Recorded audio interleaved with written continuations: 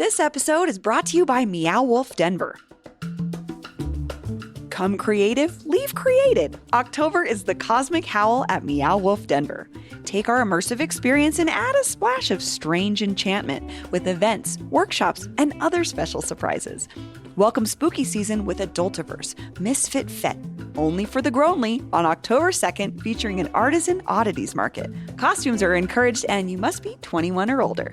Learn more at meowwolf.com/cosmic-howl. That's meowwolf.com/cosmic-howl. This episode is brought to you by Pine Melon. Pine Melon is the farmer's market delivered right to your doorstep. But this isn't just any grocery delivery service. Pine Melon connects with local farmers, ranchers, and producers, meaning you're supporting local agriculture with every order. Save time and skip a grocery trip by ordering online now at pinemelon.com. Plus, if you use code CityCastDenver, you get $75 off your first delivery. Again, use code CityCastDenver to save $75 on your first grocery order at pinemelon.com. Today on CityCast Denver, who could have predicted that the most hotly contested debates on Denver's ballot this November would be about animal welfare? A group of activists are hoping you'll vote to ban fur and slaughterhouses from the city, and this week, the battle lines were drawn. So on this Friday's News Roundup, we're digging into the politics of meat, the mayor's enthusiasm for AI, and all the other biggest stories of the week. Today is Friday, September 20th. I'm Paul Caroli, and here's what Denver's talking about.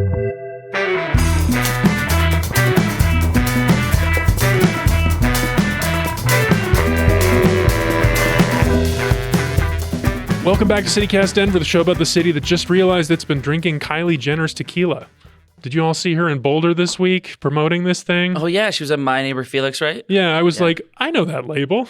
Holy cow. Wow, I did not know that. Yeah. Anyway, she's on her college tour or something in Boulder. It's Friday. We're at the 5280 Magazine studios. Our host, Bree Davies, is out on vacation, as she has been all week. I'm sure you all have noticed. She'll be back next week. So I have a couple of really great guests with me here to round up this week's biggest stories. Our politics and green chili correspondent, Justine Sandoval. Welcome back, Justine. Hey, how's it going? Justine, I got to ask you about the campaign. You've been working on this abortion measure. You've been all over. How's it going? It is going well. We're really excited to see so many people across party lines, across all ideologies coming out to support reproductive freedom. It feels like such a moment right now where I feel like everyone would want to be associated with what you're working on. Yeah, it seems really positive, although we don't want to take that for granted because you do not know what can happen. Sure. We do have our opposition who's been ramping up. The haters. Yep, the haters are hating, but that's okay. We've got so many people on our side, and the momentum for this type of ballot measure is, you can see it all over the country. We're not the only state running pro-abortion ballot measures. We have other states like Florida who is trying to overturn their 6-week abortion ban as well. But this will really make Colorado, I think, a beacon of hope in the rest of the country when it comes to making sure we're protecting the right to an abortion. And a new friend of the show, another lefty political operative strategist type. He's the most entertaining Denver politics voice on social media. Welcome back, Deep Singh Badesha. Excited to be here. Thank you for having me. Deep, how are you feeling about the election? We're like 5 weeks out here. I'm feeling very good. I was very anxious about that debate, but I think that debate went really well. And I think we're gonna see a blue wave. And the question is, can Democrats get a supermajority in the Senate?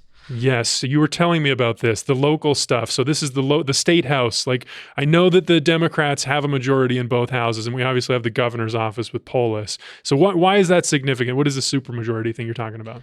So, the last time on the show, we were talking about property taxes, which was very thrilling. So those are no longer on it. But the key thing that a supermajority can do is refer constitutional amendments straight to the ballot. Oh. So right now you have to gather, how many signatures is it, Justine? It has to be proportionate to each Senate district. I'm not sure the number. It's like 5% of each Senate district. Yeah. We collected 150,000 plus signatures, and it was like a record. Interesting. Well, obviously there's a lot of important things on the ballot in November. We'll be talking about all of them. We're going to talk about a big one right now, a really interesting one.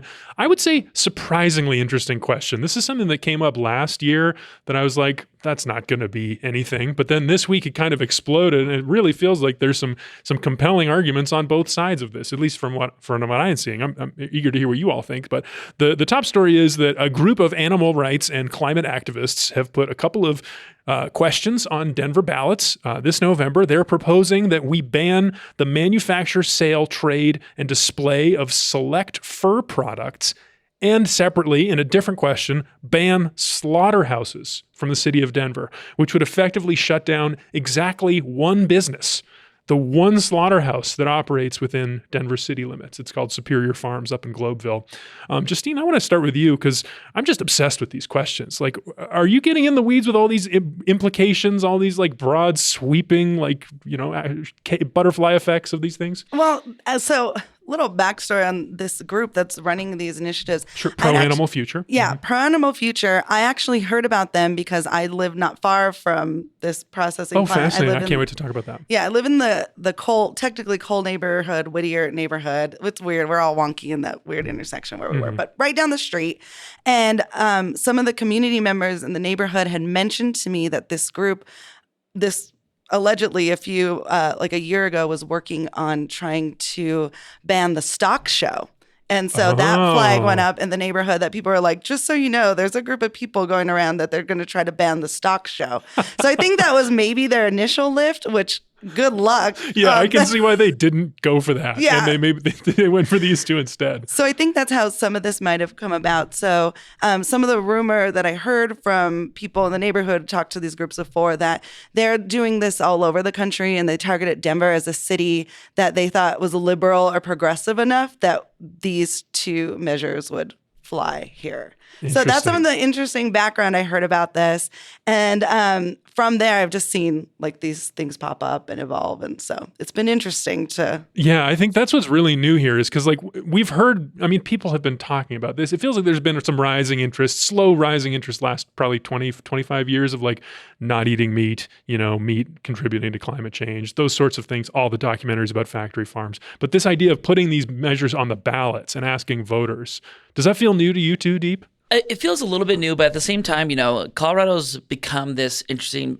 Before all this, Colorado's a purple state, right? So I think a lot of national interests always took a look at Colorado like, hey, this is a test ground for, our ideological preferences, whether it's fiscal policy or social policy. Yeah. And one of that is, we have some pretty easy ways to get onto the ballot. So in Denver, if you want a citizens initiative, you only need 9,000 signatures. And to get 9,000 signatures in Denver is pretty easy because it's of any registered voter. It doesn't have to be Democrat or Republican. It can be unaffiliated. We have a pretty super high turnout. So, putting these things on the ballot is pretty cheap. So if you're someone who's looking to do, more reform at a national level or look to different places, Denver becomes this kind of laboratory where you can be like, hey, let's put stuff on the ballot. And that's why you see us have such long ballots too. Interesting. Yeah, I think we have 12, maybe 13 measures on the Denver ballot this year. It's a lot. It's a lot to dig into, and we got some stuff planned on that. So stay tuned to the show.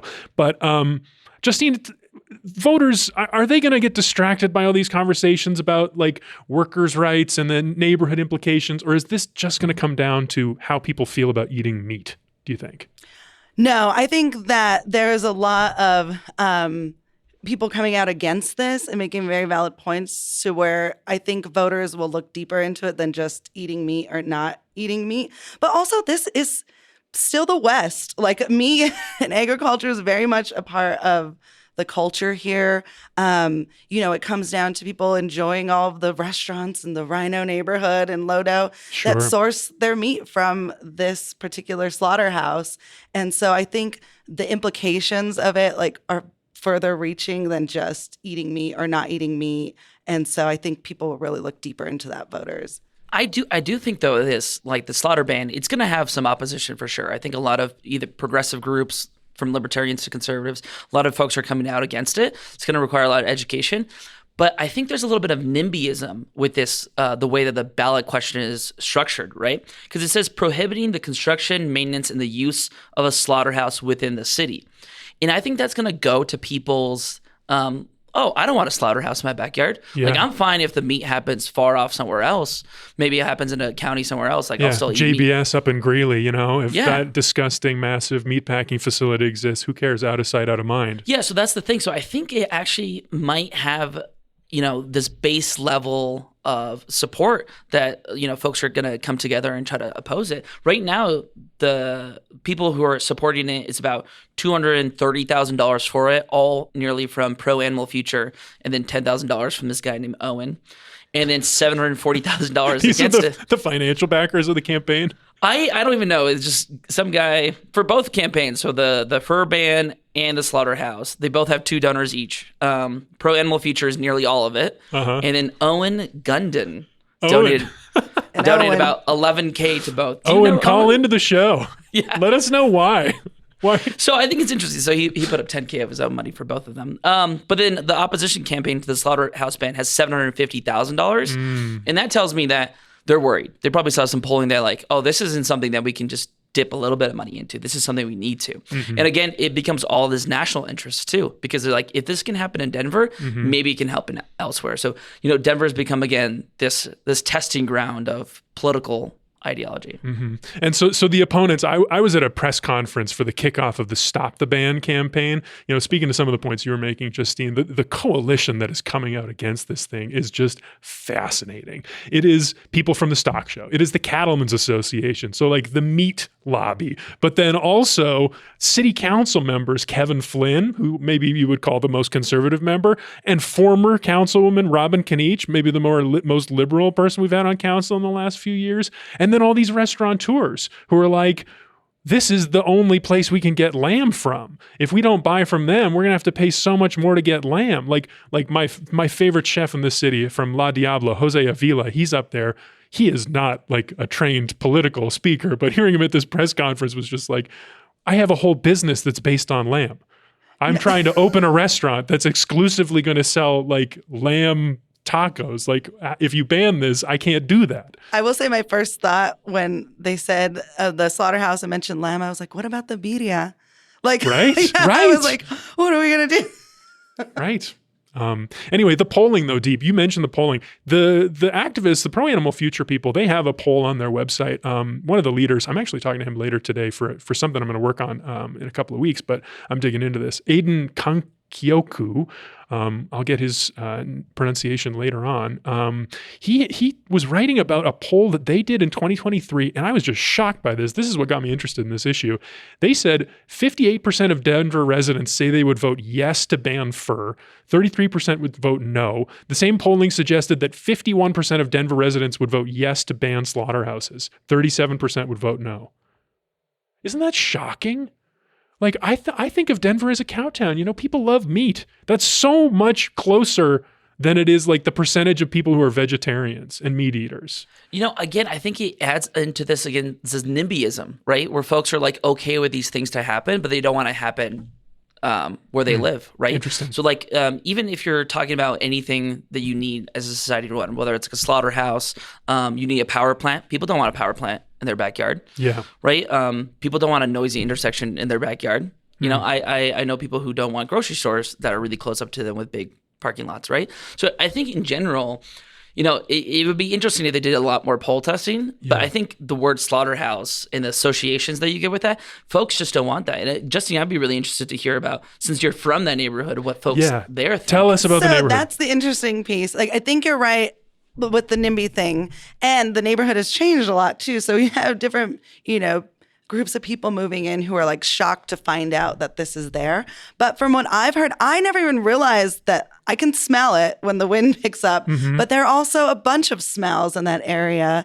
So it's hard to always Purina. It's hard to tell. So a lot of people admittedly, in like a lot of the articles we read, said that they had no idea that slaughterhouse was even there. Interesting. So they didn't know it existed until this has come up. And then they're associating now the smells like, oh yeah. But that's one thing. This business is employee owned, and it's has employees, lots of Latino employees as well, who have worked there for generations. It's been around since the 50s. And they are not targeting these more corporate polluters, like Purina also has a meaty smell that comes through the neighborhood that I smell a lot more often than I smelled the Slaughterhouse. So why are we targeting like the local employee-owned polluter as opposed to like really going after like the big corporate people who are up the street? Yeah, I think local is not fair because both sides are flinging that accusation at each other. Because the Stop the Ban people are like, these vegans are coming from out of state, but a lot of the actual activists working on the campaign are from here. I've talked to these people, and then on the other side, you can't call Superior Farms a local business when it's based in California, and one of their other plants is in California. Like it's a bigger company than just Denver. Although, it is. They do have this employee ownership system. Yeah, right. Yeah. What would be interesting is like if their debut into Denver was banning the Purina puppy chow factory, I think they would be hailed as heroes. Like if the ballot campaign was ban Purina puppy chow, like there shall be no Purina puppy chow factory in Denver, I think that would win pretty heavily. Yeah. You think? Right? I wonder about this that. This is an eyesore and stuff, but maybe Purina puts into a lot of it. But I think this idea of like going for easy targets and getting onto the ballot and like money in politics really highlights like when I talk to these people, and I remember I got into this like 30, 45-minute conversation outside of City City waiting for someone when they were collecting signatures. And they were talking to me about this. And I'm Indian American. I have a lot of folks in my family who are vegetarian. India itself is the largest vegetarian country in the world. So when I go back to India, I don't eat meat maybe for like weeks and weeks and months at a time. 40% of India is vegetarian. There's twice as many Indian vegetarians than there are Americans, right? So I mean, that's baked into the culture. And I had a conversation with them. Even though India is this vegetarian country, it's built in the culture. You don't have meat. India is one of the largest, quote unquote, beef exporters of the world because it's the largest exporter of water buffalo, right? And it's because you live in a system, a globalized system that has incentives for this stuff, right? And when you start talking to these young people, they're like, okay, yeah, I know it's big pharma. I know it's massive corporate farms. I know it's corrupt systems. They're like, there's a little bit of a climate change lens here.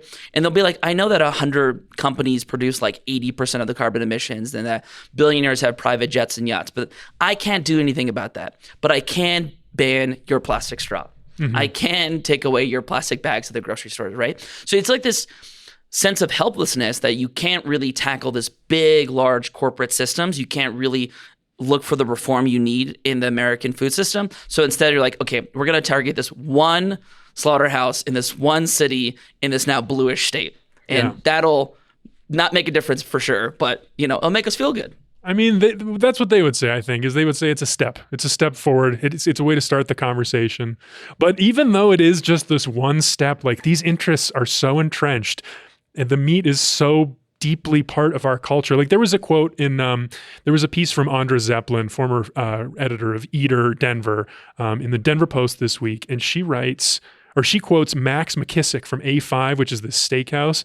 He writes, Colorado lamb has been a staple on my menus for as long as I've lived here. There's no other protein that's as synonymous with our state. Chefs locally as well as around the world cherish the amazing product for its mild yet nuanced flavor and unparalleled texture. Colorado lamb is one of the few products that us Coloradans can share with pride wherever we go. Does that feel right to you, Justine?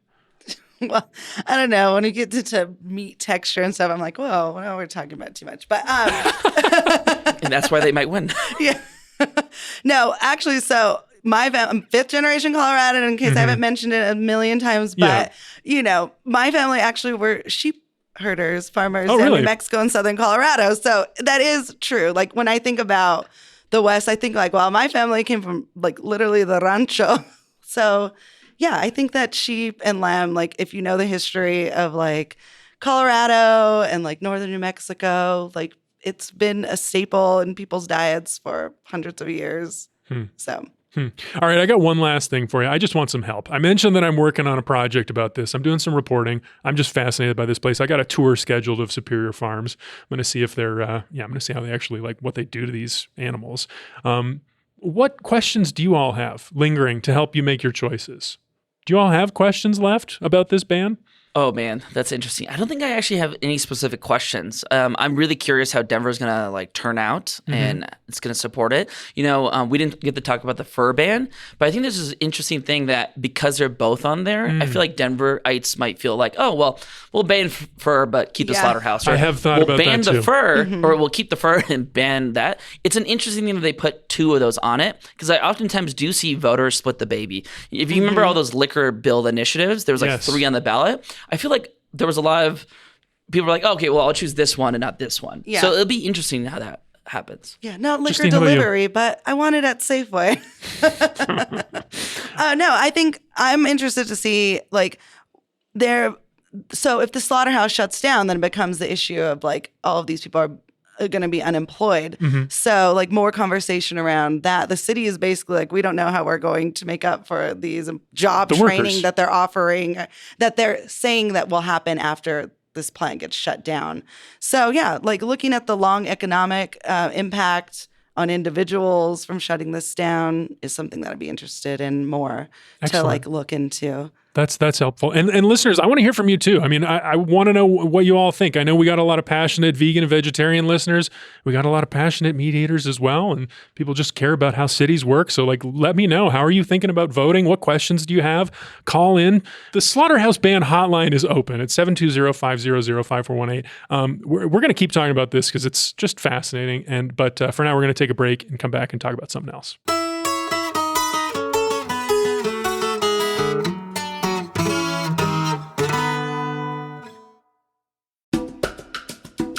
This episode is brought to you by the What the Buff podcast.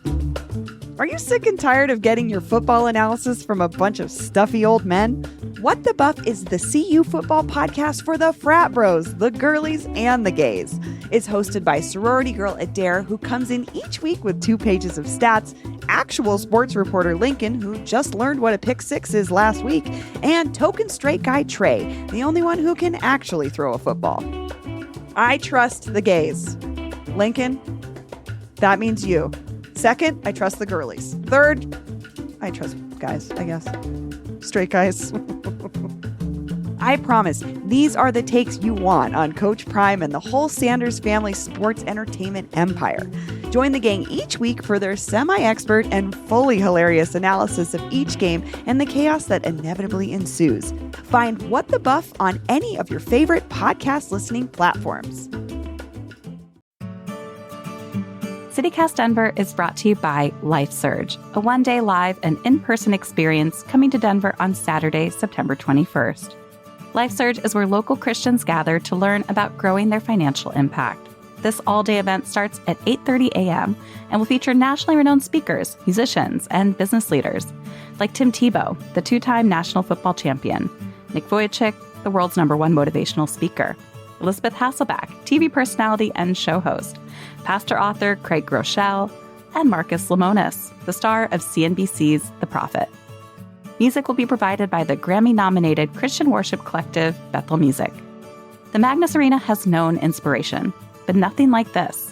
A LifeSurge event is a must-see, and tickets are available exclusively at lifesurge.com/Denver. That's lifesurge.com/Denver.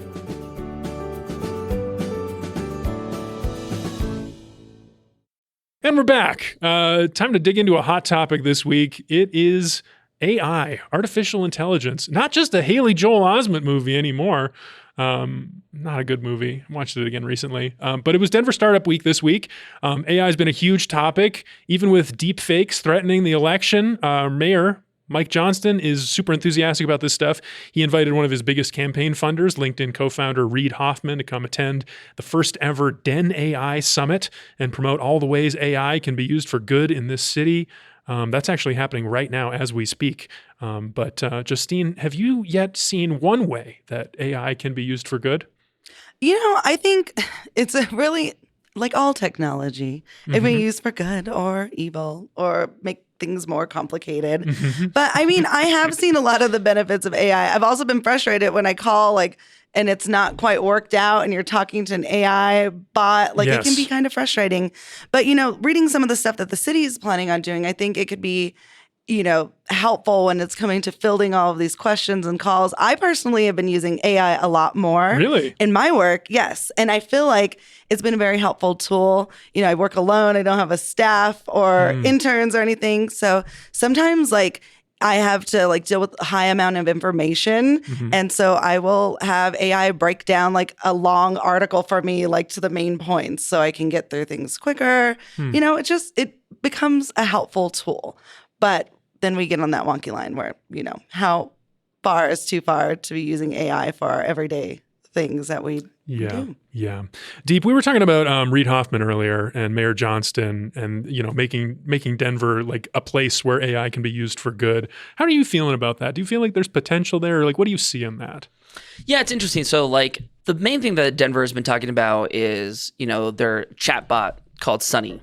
Oh, right. We're going to talk about Sunny. Yeah, for I sure. got some thoughts about You got to Sunny. talk about Sunny. It's funny because Sunny is a very common name in the Indian language, so I have a lot of friends Oh, named really? Sunny, several. That's funny.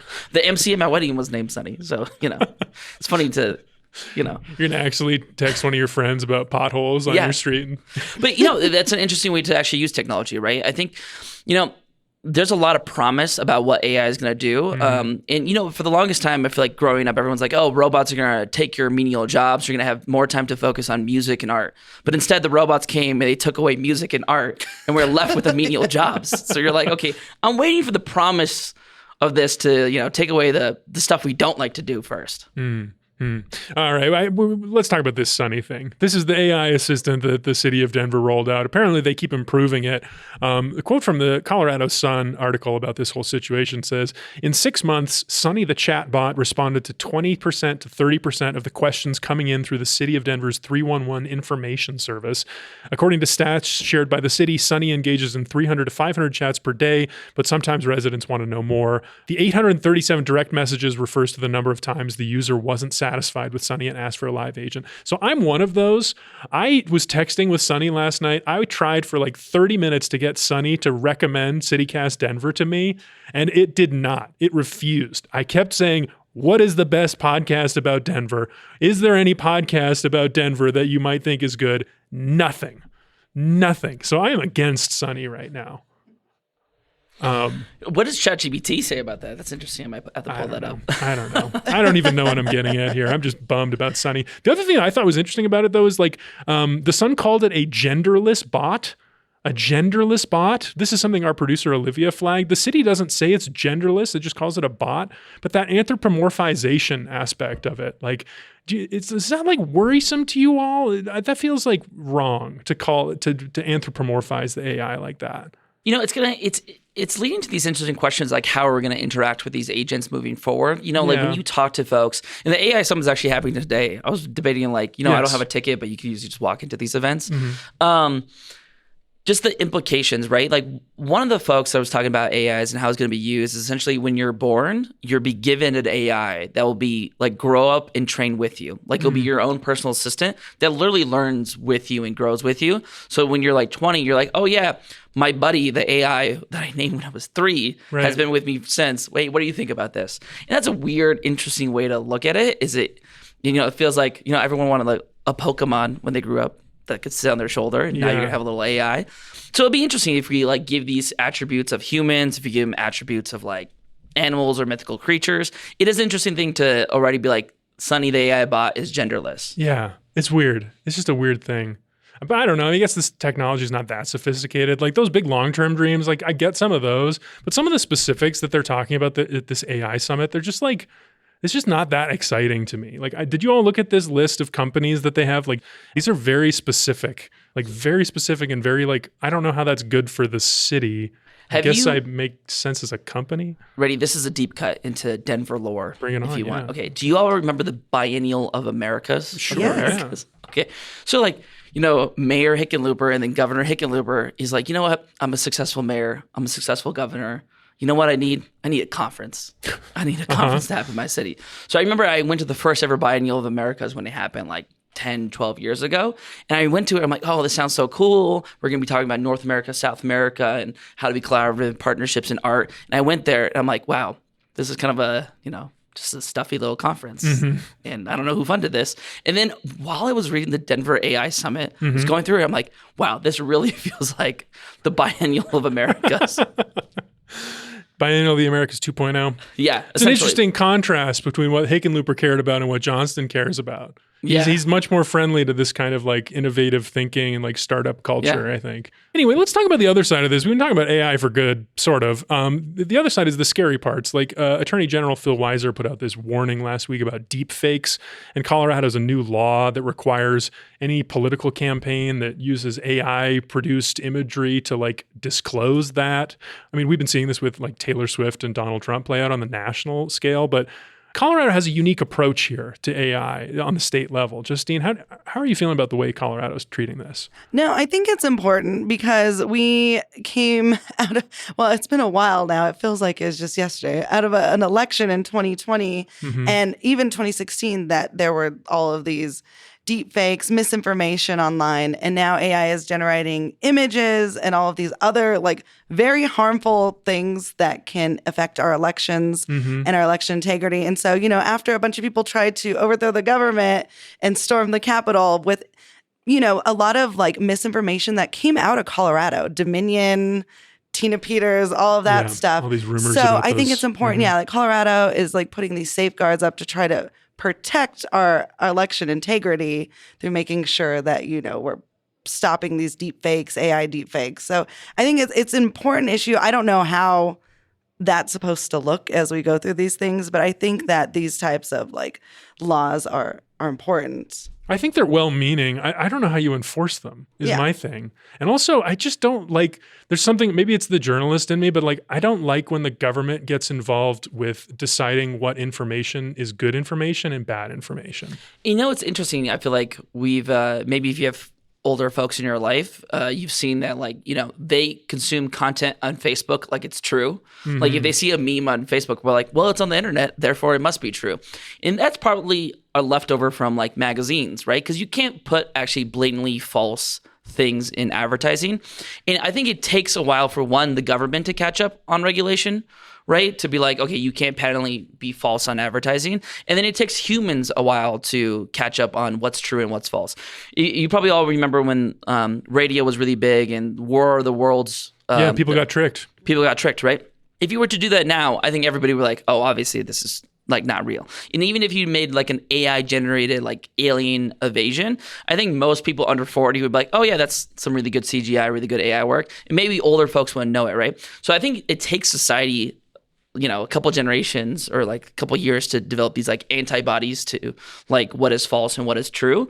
And we're right now in that like, predicament where we're like, what's going to be real, what's going to be fake. And there's this viral video that just went viral on TikTok about this grandchild explaining to their grandparents that this video of Barron Trump singing about his father wasn't real, wasn't actually Barron Trump. It's a very interesting video. We're like, wow, so like, it's going to take not just government regulation, but it's going to have to take some adjusting. The government approach, though, do you think that this kind of regulation makes sense? Or is this just like a natural process like you're describing? Like, it's not like, Franklin Delano Roosevelt came out and said War of the Worlds is wrong, and it has to have a disclaimer at the beginning of it that says that this is false information. That's not how they responded to that. It was art. No, for sure. I think you're going to need some government regulations to stop the worst actors and the bad actors in this, of course. But I think at the end of the day, you're just going to have to see it work through the system. And one of the ways we actually enforce laws in this country is not government regulation. It's usually private attorneys doing mass class action lawsuits. So once these big tech companies or these smaller tech companies start getting sued for stealing people's faces, stealing people's voices, and they get sued for $1 billion, then they'll automatically be like, okay, we got to be a little more careful. Yeah, we'll be more careful. And that's unfortunately how we get, lead out of food is we don't do it through government intervention. We do it through suing them. So this process of like not knowing what's real and what's fake, I gotta say, this came up for me a couple of weeks ago. I wonder if you all had the same thought about this video of these guys. This was the whole Tren de Aragua hysteria. I just thought like that video of the guys going into the apartment with the machine gun, it was like 10 seconds long. It was grainy. There wasn't a lot of details. And it totally changed the conversation politically in Denver, and it went to the national stage. If I wanted to create a moment politically, that is the exact video that I would have made to break everybody's brains. Did you all have this thought of like, maybe this is fake? I didn't, but now that you say that, I'm like, oh my goodness. Yeah, I mean, like, I haven't actually seen this come up in politics yet, but one of the things you maybe have seen this before is like caucuses are these really intimate Democratic Party moments where people are trying to get onto the ballot. Mm-hmm. And for the longest time, people have like passed around like anonymous letters being like, hey, this person did so-and-so or like cheated on their spouse or did whatever. Like there's always been these like lies and mischief. It's always been very localized in very small rooms. I wonder when it starts getting bigger and you have this really better technology, if it's going to be weaponized in that way in a very personal level. I haven't seen it yet, and hopefully it doesn't happen. It's happening. I'm sure it's happening. It's coming. I mean, everyone has access to this technology. Anyway, I mean, listeners, we want to hear from you. What do you think about AI? How the government's here is dealing with it? Is it good? Is it bad? What do you think? 720-500-5418 is the number. Send us your name and neighborhood and let us know. We're going to do one more break, and we're going to come back with our favorite way to end the week, wins and fails.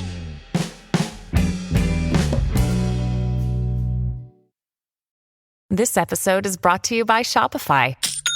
Forget the frustration of picking commerce platforms when you switch your business to Shopify, the global commerce platform that supercharges your selling wherever you sell. With Shopify, you'll harness the same intuitive features, trusted apps, and powerful analytics used by the world's leading brands. Sign up today for your $1 per month trial period at shopify.com/tech, all lowercase. That's shopify.com/tech.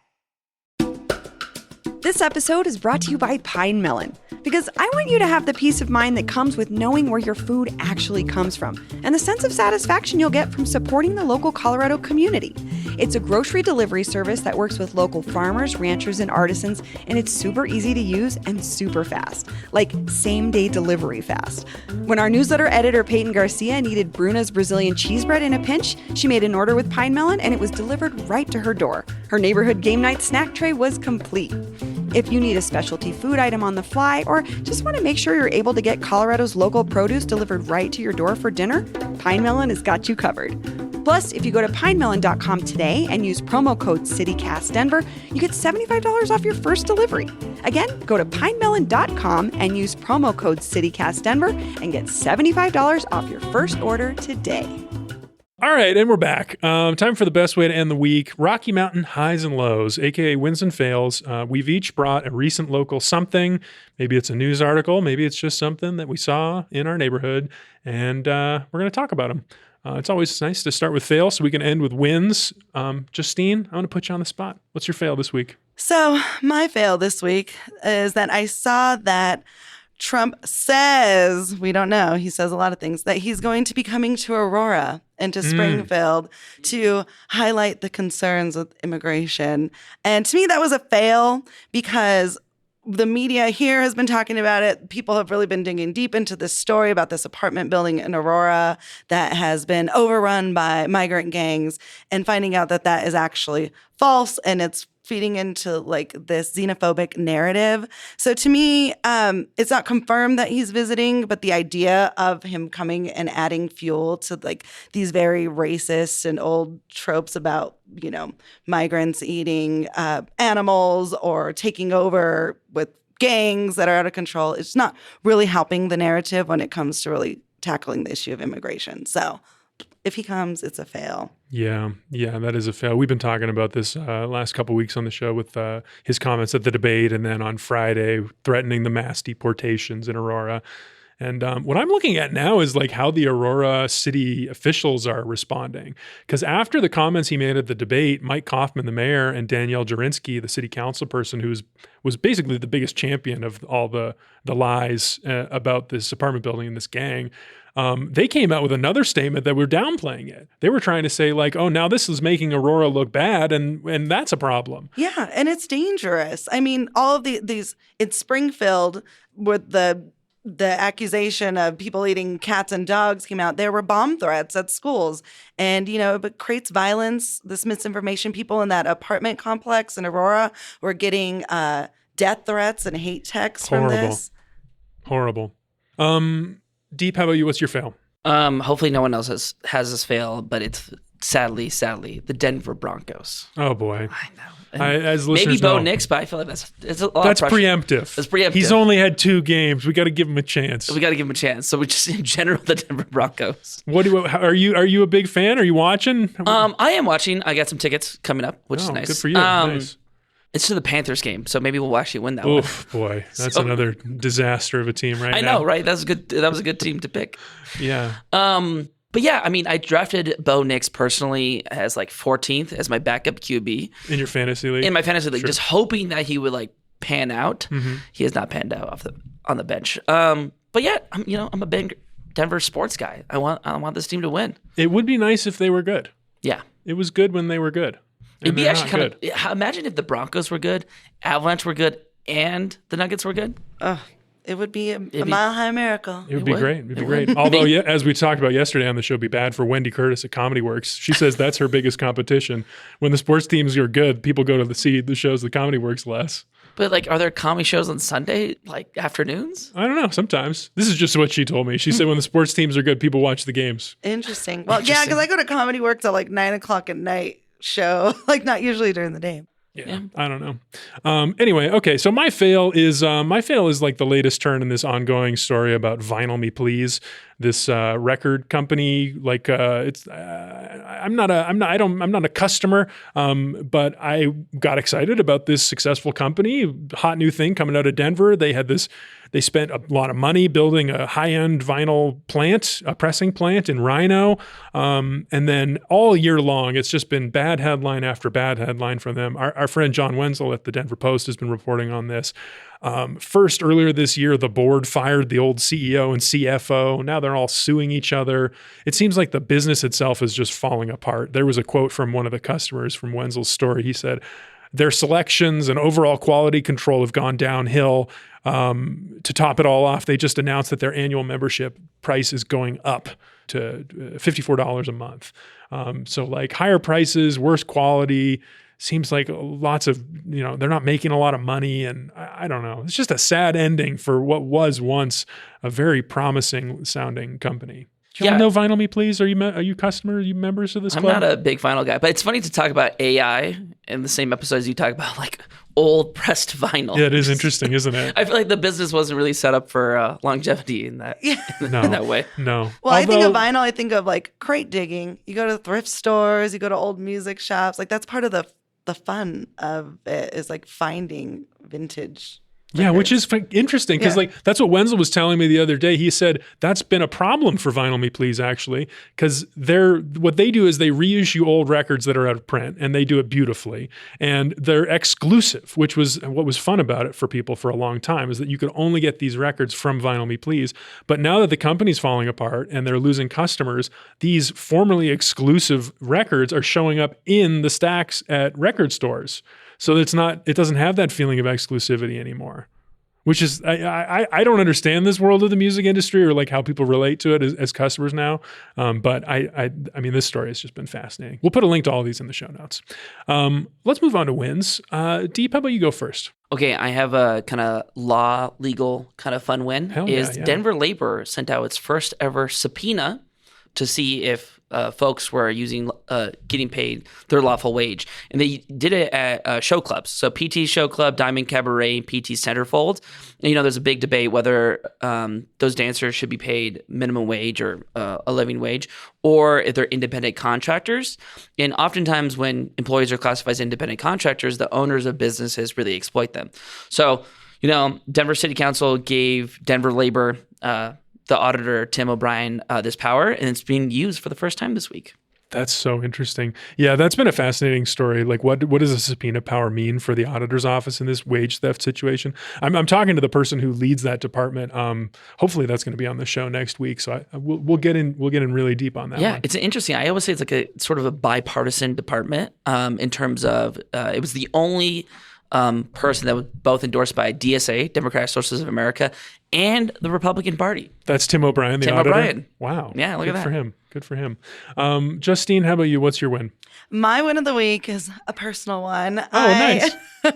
Got to see Usher at Ball Arena on Tuesday night, and my millennial heart was very happy. We went through the whole timeline of Usher's music from sixth grade all the way to when I was in the club in 2012 in Vegas. So very good experience. But I also just want to shout out Ball Arena because, first of all, you can take your water bottle in, your empty reusable water bottle, and they now have filling stations. That's cool. They've also switched over to like more recyclable products and being more sustainable, but also they had New Era there. And I think it was the concert producers and with Ball Arena, they're letting people come in before shows and do like this outreach. So a few months ago, I was there with the Abortion Ballot Measure campaign for the AJR concert, talking to people before.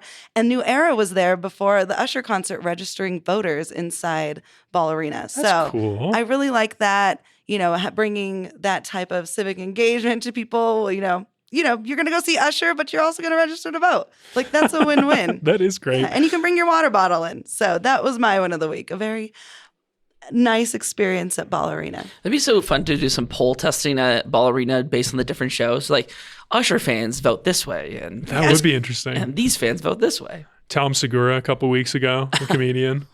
I'm sure a lot of overlap with Usher. Yeah, probably, yeah. For me, it's Hispanic Heritage Month. It started this week, and I'm pretty sure this is news. I haven't seen people talk about this, but History Colorado's Vice President and Chief Operating Officer Annie Levinsky sent me an email, not me personally, but a lot of people, I think, letting us know that the grand story of Colorado cannot be told without the rich heritage and culture of Hispano, Latino, and Chicano communities.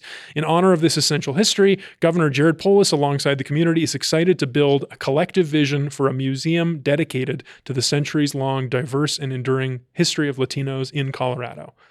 So they're working on a dedicated Latino History of Colorado museum.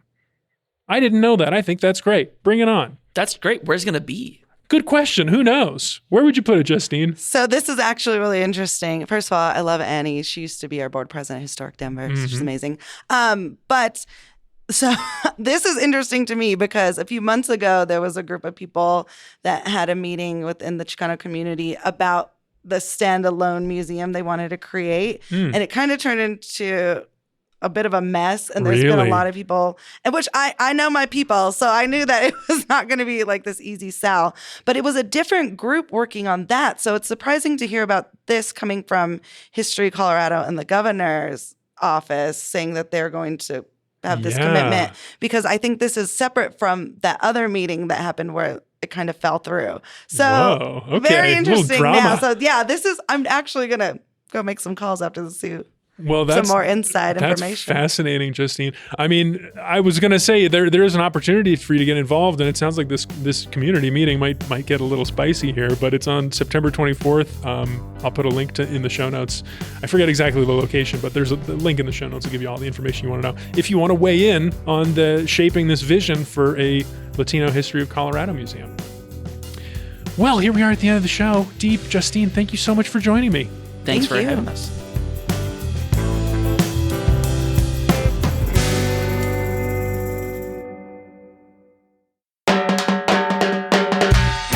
That's all for today here on CityCast Denver. Our producers this week were Olivia Jewel Love, Lizzie Goldsmith, and me, Paul Caroli. Peyton Garcia writes our morning newsletter, Hey Denver. Bree Davies is our host, and she'll be back soon. Our music is by Los Mocochetes, with additional mixing by Tyler Lindgren. If you haven't already, subscribe to the show wherever you get your podcasts, follow us on Instagram at CityCast Denver, and tell Sunny, that dang chatbot, about us next time you see them. You can sign up for our daily newsletter and learn more about us at denver.citycast.fm. See you next week.